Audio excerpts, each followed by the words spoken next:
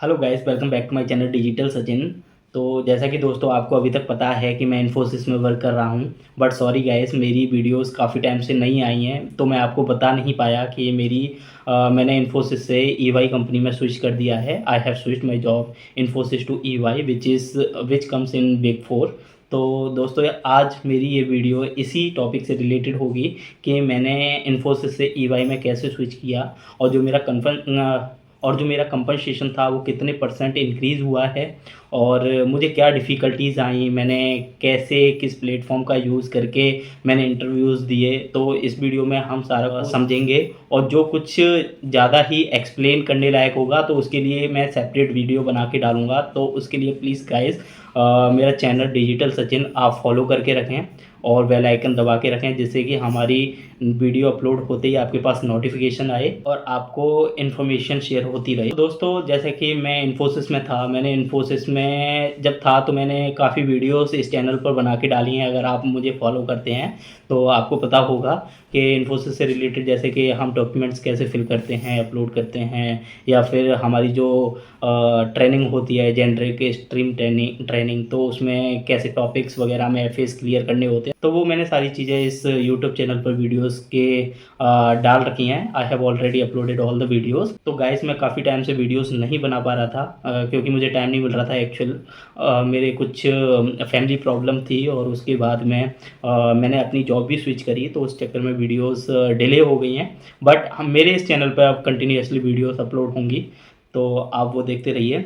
अब जैसे कि मैं आपको बता देता हूँ कि इन्फोसिस में मैंने 2.9 मंथ वर्क किया है, ऑलमोस्ट 3 इयर्स हो गए, जिसमें मैंने काफ़ी अपनी लर्निंग को इम्प्रूवमेंट किया है, इम्प्रूव करी है, मैंने काफ़ी स्किल्स सीखी हैं। और मेरी जो स्ट्रीम थी वो टेस्टिंग से रिलेटेड थी। मैं एक ऑटोमेशन टेस्टर हूँ, क्वालिटी एश्योरेंस इंजीनियर। तो अब मेरी जो स्विच करी है मैंने कंपनी ईवाई में, तो मैं गया हूँ कंसल्टेंट रोल पर, विच इज़ टेक्नोलॉजी कंसल्टिंग। जो मेरा वर्क है वो टेस्टिंग से रिलेटेड ही है। मैं ऑटोमेशन टेस्टर हूँ।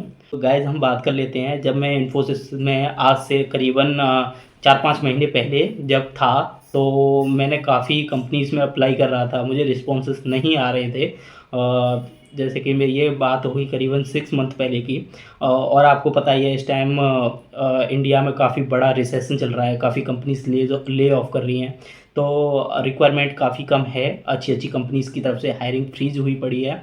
उनके पास बेंच पे रिसोर्सेज इतने ज़्यादा हैं कि वो किसी और को हायर करने से पहले वो अपने रिसोर्सेज को ही मतलब यूज़ में ले रहे हैं। तो आप समझ सकते हैं कि फ्रेशर्स के लिए तो काफ़ी ज़्यादा डिफ़िकल्टी वाली बात है। बट एक्सपीरियंस के लिए जिसके पास 2 to 3 इयर्स 5 इयर्स का एक्सपीरियंस है, तो उनके लिए अभी भी मार्केट में कुछ जॉब्स हैं। वो इसलिए कि जैसे कि आप समझो कि किसी प्रोजेक्ट पर वर्क चल रहा है, अगर उस प्रोजेक्ट को कोई छोड़ के जाता है तो उसके रिप्लेसमेंट पे प्रोजेक्ट मैनेजर को ढूँढना होता है रिप्लेसमेंट। तो उसके लिए अगर कंपनी में कोई रिसोर्स है तो उसको यूज़ कर लेते हैं, अगर कंपनी में नहीं है तो 1 या 2 बंदा हमें बाहर से लेके आना होता है, राइट? तो उस केस में एक्सपीरियंस के लिए अभी जॉब है मार्केट में। तो अगर आप भी स्विच का सोच रहे हैं, आपको भी किसी कंपनी में 2 साल, 3 साल, 4 साल कंप्लीट हो गए हैं, तो इस वीडियो तो दोस्तों इस चैनल पर मेरी जो वीडियोस आएंगी वो इसी से रिलेटेड आएंगी। This platform is really helpful for apply the jobs and how you can create your resume. आपका रिज्यूमे कैसा होना चाहिए, जो सॉफ्टवेयर रीड करता है तो वो आपका रिज्यूमे रीडेबिलिटी में भी अच्छा हो, देन इम्प्रेसिंग हो, जैसे इंटरव्यूअर देख के आपके पास कॉल करे, स्क्रीनिंग राउंड हों आपके, देन इंटरव्यू शेड्यूल हों। ठीक है, तो वो सारी बातें हम सेपरेट सेपरेट वीडियोस में करेंगे, तो उसके लिए चैनल को अभी से फॉलो करके रखें। और जैसे कि मैं आपको बताता हूँ मेरा जो कंपनसेशन वाइज हम बात कर लेते हैं, तो कंपनसेशन में मेरा जो इन्फोसिस में पैकेज था, आप गैस कर ले सकते हैं कि मैंने Infosys as a fresher start करी थी, और मैंने इन्फोसिस में 2.10 मंथ वर्क किया। तो मुझे जैसे कि मैंने स्विच किया है, तो मुझे मोर देन 200% हाइक मिली है। आप कह सकते हैं 250% हाइक मिली है। तो ऑलमोस्ट कितना होगा मैं रिवील कर दूंगा आने वाली वीडियोस में, बट अभी के लिए आप इतना ही समझिए। और EY के बारे में जान लेते हैं। जैसे इन्फोसिस भी काफ़ी second largest Indian IT company थी, अब EY भी बिग 4 में आती है। बिग 4 में एक्चुअल में 4 कंपनीज आती हैं, Deloitte, PwC, EY and KPMG। तो आपको पता ही होगा कि EY जैसे बिग 4 कंपनीज़ में किस तरीके से वर्क चलता है।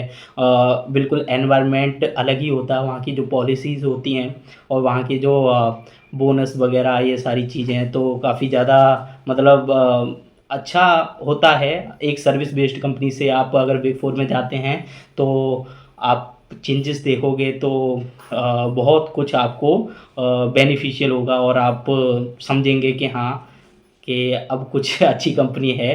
तो ये है। और दोस्तों जैसे कि मुझे अभी 3 मंथ्स कंप्लीट हो गए हैं EY कंपनी में। तो जैसे कि मैंने जब कंपनी ज्वाइन करी थी तो सेम ही प्रोसीजर होता है। आपका 5-6 दिन का इंडक्शन पीरियड चलता है, उसके बाद आपकी ऑनबोर्डिंग वगैरह सब स्टार्ट हो जाती है स्टार्टिंग से जब आपकी ज्वाइनिंग डेट होती है। और आपको अगर वर्क फ्रॉम होम मिला है तो आपको लैपटॉप लेने क्लाइंट साइट से अगर लैपटॉप मिलता है तो क्लाइंट साइट जाना होता है, और EY भी प्रोवाइड करती है तो EY ऑफिस जाना होता है। एक दिन ऑफिस जाना होता है, उसमें ज़्यादा कोई इशू नहीं है, आपको तुरंत लैपटॉप प्रोवाइड हो जाता है। देन अगर आप वर्क फ्रॉम होम कर रहे हैं तो नो इशू। अगर आप कंपनी जाते हैं then it is very good for you actually. EY company में अगर हम वर्क फ्रॉम ऑफिस करते हैं देन एनवायरनमेंट तो बहुत अच्छा होता ही है और काफ़ी चीज़ें सीखने को समझने को मिलती हैं। तो दोस्तों आज ये वीडियो एक इन्फॉर्मेशन पर्पज़ से थी। इसके बाद मेरी वीडियोस आने वाली हैं रिज्यूमे के ऊपर, आपका रिज्यूमे कैसा होना चाहिए। वीडियो आएगी how you can apply and which platform is really helpful for you.